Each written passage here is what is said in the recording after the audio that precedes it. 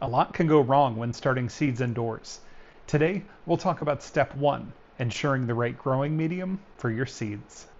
If we're using pots to start our seeds indoors, why not just use potting mix? It's all the same, right?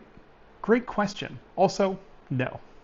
Potting mix is formulated with all the nutrition that your plant needs to thrive throughout the season.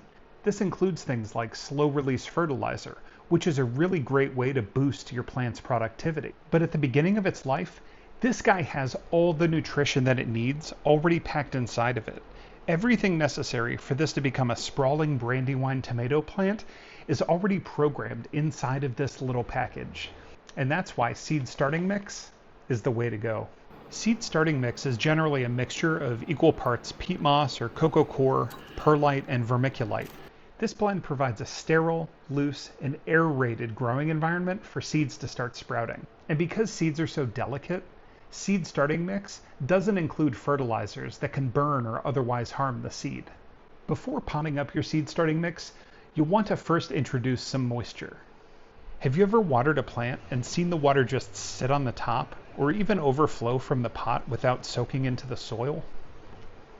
This is because the materials in the seed starter mix are super light and airy.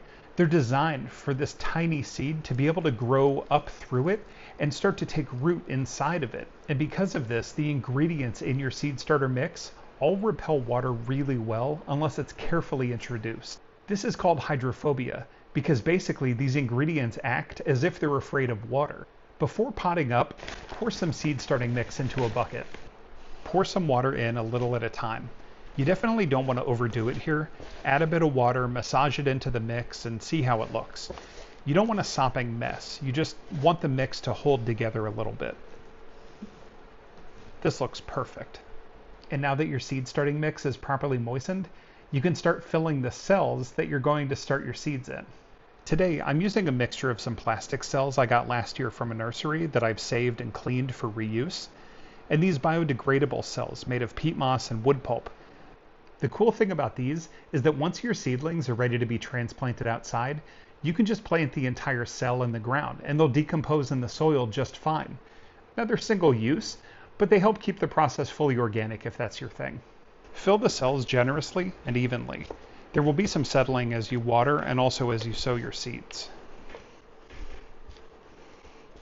Now you don't need to leave too much headspace. Maybe just a little bit of room to ensure that the mix isn't spilling all over the place.